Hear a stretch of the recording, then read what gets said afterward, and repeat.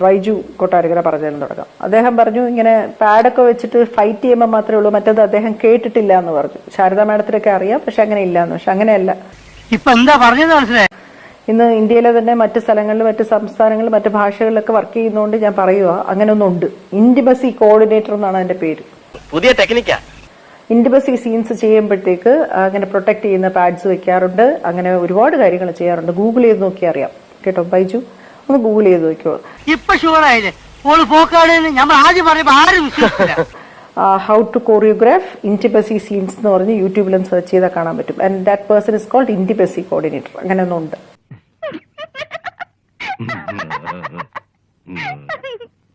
രണ്ടാമത്തെ കാര്യം ശ്രീജിത്ത് പണിക്കർ പറഞ്ഞത്, അദ്ദേഹം പറഞ്ഞ ഒരു വാക്കിൽ നിന്ന് ഫസ്റ്റ് തുടങ്ങട്ടെ. മൊഴി. മൊഴി എന്ന് പറയുന്ന ഒരു കമ്മീഷൻ മുമ്പിൽ നമ്മൾ കൊടുക്കുന്ന,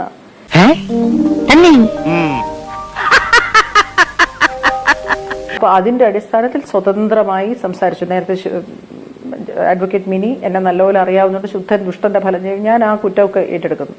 താൻ ആളൊരു തട്ടിപ്പ് വെട്ടിപ്പ് വീരനാണെന്ന് നേരത്തെ എനിക്ക് മനസ്സിലായി. എന്റെ പേരടക്കം വെളിയിൽ വരൂല, സ്വതന്ത്രമായി പറഞ്ഞോളൂ എന്ന് പറഞ്ഞ് എല്ലാ കാര്യങ്ങളും ചോദിച്ചൊരു ഉത്തരം പറഞ്ഞു എന്നുള്ളതാണ് ഞാൻ ചെയ്ത തെറ്റ്. മനുഷ്യന്റെ കാര്യമല്ലേ, വാക്ക് പറഞ്ഞാൽ പാലിക്കുമെന്ന് ആർക്കറിയാം. അത് എഴുതിയെടുത്ത് ആ മൊഴിയുടെയോ അല്ലെങ്കിൽ താങ്കൾ പറഞ്ഞ കാര്യങ്ങളുടെ അടിയിൽ ഒപ്പിട്ട് കൊടുത്തതാണ്. സർക്കാർ രേഖയാണെന്ന് മനസ്സിലാക്കാനുള്ള സാമാന്യ ബുദ്ധിയും യുക്തിയും ഒക്കെ ശ്രീമതി പാർവതിക്കില്ലേ? തനിക്കെന്താണ് ഇത്ര വലിയ കലിപ്പ്? നീയേ വെറും ബ്രിട്ടാസായ മതി, ബ്രിട്ടീഷ് ആവണ്ട കേട്ടോ. വിനു തെറ്റിപ്പോയി. വിനു അവര് പറഞ്ഞു ഇതിനകത്ത് അതൊന്നും വരില്ല, ഇതിപ്പോ ഞങ്ങൾക്ക് പോവാൻ സമയമായി, ഒപ്പിട്ടോ എന്ന് പറഞ്ഞ് ഞാൻ ഒപ്പിട്ടിട്ട് പോകുന്നു. ഞാൻ സത്യം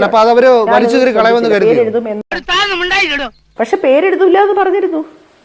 ഇതിന്റെ സത്യാവസ്ഥ ഒന്ന് അറിയണമല്ലോ. പറഞ്ഞതാരാ അല്ലേ? ജസ്റ്റിസ് ഹേമന്ത് നിങ്ങൾ വിളിച്ചു ചോദിച്ചു നോക്കൂ. ഇത് അഡ്ജസ്റ്റ്മെന്റ് കിട്ടാത്ത മുന്തിരിങ്ങ പുള്ളിക്കും. അപ്പോൾ പിന്നെ അവർ ഈ പേര് നിർബന്ധപൂർവ്വം ചോദിക്കുന്നത് എന്തിനാണ്?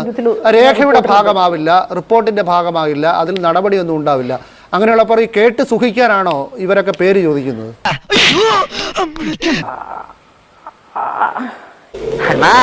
ഈ ചക്കരയൊന്നും ചുമ്മാ പറയില്ലെന്ന് ഇപ്പോഴെങ്കിലും മനസ്സിലായല്ലേ? അത് ആ ചോദിച്ചവരോട് ചോദിക്കണം. എനിക്ക് എന്നോട് പറഞ്ഞതെന്ന് വെച്ചാൽ എന്തൊക്കെയാണ് നിങ്ങൾ അനുഭവിക്കുന്നതെന്ന് അറിയാനായിട്ട് ഞങ്ങൾ നടത്തുന്ന പഠനമാണ്. മറ്റേതിൽ വരെ ഏത് പടമായിരുന്നു? ആ പടത്തിലോ, അവരുടെ പടത്തിലോ, അങ്ങനെ ഒരു കോൺവെർസേഷനിൽ സംഭവിച്ചു പോയതാണ്. അയ്യോ കഷ്ടമായി പോയി. അങ്ങനെ ഒരു സംഘത്തെ പൊളിച്ചു കാണിക്കാനാണ് ഇതൊക്കെ നടന്നത്. അതിന്റെ ഒരു ഭാഗം മാത്രമാണ് ഈ കമ്മിറ്റി റിപ്പോർട്ട്. അന്നത്തെ പ്രസ്താവനകളും പ്രതിഷേധവുമായി താരതമ്യം ചെയ്യുമ്പോൾ എങ്ങനെയാണ് ഈ പിന്നോട്ട് പോക്ക് വരുന്നത്? അത് 11 ഇത് കണ്ടക ശനി കൊണ്ടേ പോവും. എനിക്ക് കുഞ്ഞു കുഞ്ഞു വിഷയങ്ങൾ വരുമ്പോൾ കാരവനിൽ ആൾക്കാർക്ക് വാഷ്റൂം ഇല്ല, അല്ലെങ്കിൽ ആൾക്കാർക്ക് പ്രൊട്ടക്ഷൻ ഇരിക്കാൻ പറ്റുന്നില്ല എന്ന് പറഞ്ഞാൽ സ്വന്തം പൈസക്ക് കാരവൻ എടുത്തിരുന്ന ആളാണ് ഞാൻ. അങ്ങനെയും കൂടെ ചെയ്യുന്ന ഒരാളാണ് ഞാൻ. ശരിയാണോ? ഈ ഇപ്പൊ ശ്രീജിത്ത് പണിക്കർ പറഞ്ഞില്ലേ പേര് പറയാൻ പാടില്ല? ശ്രീജിത്ത് പണിക്കർ ഇപ്പൊ പറഞ്ഞില്ലേ പേര് പറയാൻ പാടില്ലായിരുന്നു, നിങ്ങളൊരു അനുഭവം മാത്രം പറഞ്ഞാൽ മതിയായിരുന്നു എന്ന്. അങ്ങനെയൊന്നും ഞാൻ ആലോചിച്ചില്ല. ആരും പറയാത്തൊരു കാര്യം ഇയാള് നിന്റെ മുഖത്ത് നോക്കി അറിയാതെ പറഞ്ഞു പോയി. ആളുകൾ എന്ത് തോന്നിവാസം ചെയ്താലും അവരെ ഒരു നിയമ സംവിധാനത്തിന് മുന്നിലേക്ക് കൊണ്ടുവരാൻ നമ്മളെ ആവശ്യമില്ലാത്ത കാര്യങ്ങളിൽ ഇടപെടാതിരിക്കുന്ന നല്ലത്. ഒന്ന് പിടിച്ചു നോക്കാന്ന്, കയ്യിൽ ഒതുക്കൂലില്ലാണ്ട് വിട്ടാ പോരെ, അതാ നല്ലത്. അല്ല അല്ല അല്ല അല്ല അല്ല വിനു, അങ്ങനെയല്ല. അവരെ ആർക്കും അറിഞ്ഞൂടാ അയാളെ. അയാളെ സിനിമയിൽ അയാളെ വലുതാക്കാൻ എനിക്ക് താല്പര്യമില്ല. ഞാൻ പറഞ്ഞിട്ടുള്ള ഏതഭിപ്രായമാണ് സാർ സ്വീകരിച്ചിട്ടുള്ളത്? 14 വർഷത്തോളം ഞാനെന്നുള്ള വ്യക്തിയല്ല, സിനിമയിൽ ഒരു വിമൻ ഫ്രണ്ട്ലി സ്പേസ് ഉണ്ടാക്കാൻ സഹായിച്ച ഒരാളെ ഷെയിം ചെയ്യുമ്പോ എനിക്കത് വിഷമമുണ്ടായി. ഭഗവാനെ, ഇതെന്തൊരു ലോകം, എന്തൊരു നുണ. അല്ലാതെ ആ പെർപെട്രേറ്ററിന്റെ ഫാമിലി വിഷമിക്കുവോ എന്നല്ല ഞാൻ പറഞ്ഞത്. ശ്രീജിത്ത് പണിക്കർ അങ്ങനെയാണ് അത് മനസ്സിലാക്കിയത്. അങ്ങനെയല്ല ഞാൻ ഉദ്ദേശം. ഇല്ല, ഞാൻ പറഞ്ഞില്ല.